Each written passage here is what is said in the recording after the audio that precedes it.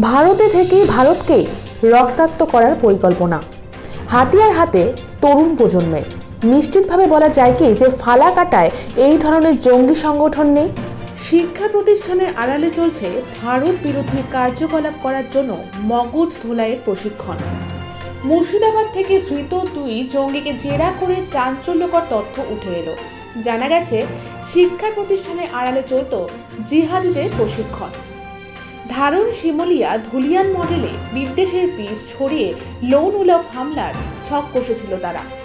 অসম পুলিশের এসটিএফ এর কাছে খবর ছিল অশান্ত বাংলাদেশ থেকে নাশকতা চালাতে বেশ কয়েকজন জঙ্গি ভারতে ঢুকেছে।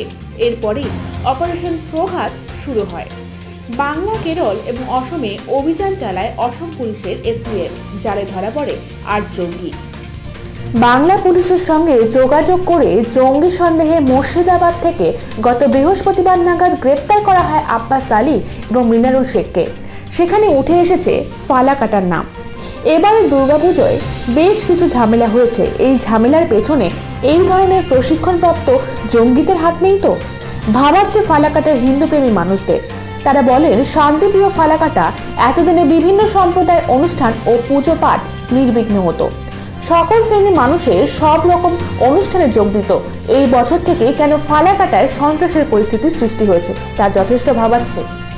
আরো বেশি করে ভাবাচ্ছে ফালাকাটার জঙ্গি যোগকে কেন্দ্র করে। তারা বলেন ফালাকাটার আনাচে কানাচে ও বাড়ির ভেতরেও যে মাদ্রাসা থাকলেও থাকতে পারে, যদি থাকে তাহলে সেগুলোর দিকে সকল শ্রেণীর মানুষের নজর দেওয়া উচিত, যেন কোনো কারণেই ফালাকাটার ঐক্যতা নষ্ট না হয়।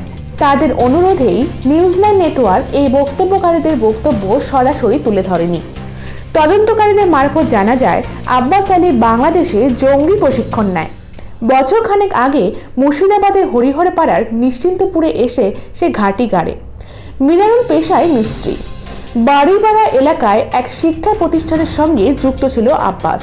মাত্র কয়েকদিনের মধ্যেই স্যার বলে জনপ্রিয়তাও তৈরি হয়। অন্তত পক্ষে 14 জন কিশোরকে পড়াতো সে। তদন্তে উঠে আসা তথ্য অনুযায়ী আদতে জেহাদের পাঠ দিত আব্বাস। আনসারুল্লাহ বাংলার প্রধান জসিমউদ্দিন রহমানের লেখা বই পড়ানো হতো তাদের। এই বইগুলির মূল বিষয়বস্তু বিধর্মীদের কোতল, জেহাদের পাঠ, শরিয়াতের বিধান। তার মাধ্যমে মগজ ধলাই করা হতো কিশোরদের। খাগড়াগড় বিস্ফোরণ পরবর্তী সময়ে শিমুলিয়া ও ধুলিয়ান মডেল সামনে আসে।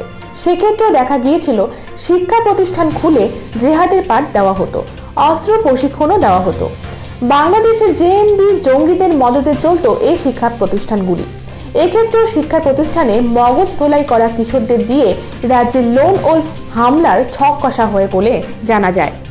লোন উলফ প্রশিক্ষণ কি সেটি হয়তো অনেক সাধারণ মানুষই জানেন না। লোন উলফ বলতে বোঝায় একাকী নিজে থেকে প্ল্যান করে কোথাও গিয়ে শত্রুপক্ষে হামলা করা।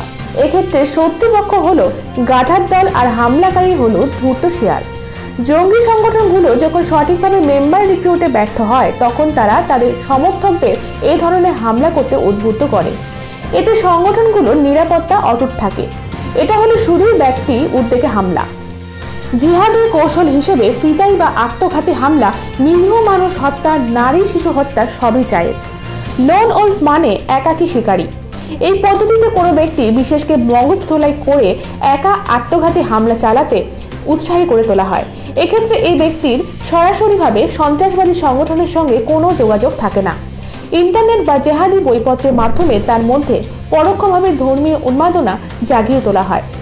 বিশ্লেষকদের মতে লোন উলফ হামলাকারীকে খুঁজে পাওয়া বেশ কঠিন। সূত্রের খবর বড়সড় নাশকতা ঘটানোর পর বাংলাদেশে পালিয়ে যাওয়ার ছক কষছিল এই আব্বাস। এই শিক্ষায় শিক্ষিত জঙ্গিরা জঙ্গি কার্যকলাপে ধরা পড়লেও সংগঠনের উঁচু স্তরের নেতাদের গায়ে কোনো আঁচ লাগতো না। জানা যাচ্ছে পাক গুপ্তচর সংস্থা আইএসআই এর মদতে অন্যান্য প্রমাণ লোপাট করারও ছক ছিল তাদের। কারণ জঙ্গি সংগঠনগুলির ওপর নিয়মিত নজর রাখেন গোয়েন্দারা। তবে নিজের বাড়িতে বসে ইন্টারনেটে জেহাদি ওয়েবসাইট দেখে কেউ হামলা চালানোর পরিকল্পনা করলে তা রুখে দেওয়া বেশ কঠিন। জানা গিয়েছে হিন্দুত্ববাদী নেতা, ভারতের গোয়েন্দা সংস্থার কর্তা, বড় ব্যবসায়ী ও বেশ কিছু নামজাদা ব্যক্তিদের ওপর লোন উলফ হামলার প্রস্তুতি নিচ্ছে আল কায়দা। আর এই হামলার জন্য বাংলাদেশের ইসলামী ধর্মগুরুদের মদত নিচ্ছে সংগঠনটি। বাংলাদেশে আল কায়দা নেতারা তারই মধ্যে সেখানকার ইসলামী গুরুদের সঙ্গে আলোচনা সেরে ফেলেছে। ভারতের লন ওলফ হামলার দ্রুত ছক কষা হয়েছে। এই নৃশংস হামলার পরিকল্পনা বাস্তবায়িত করতে নৈপথ্যে পাকিস্তানি মদতও রয়েছে।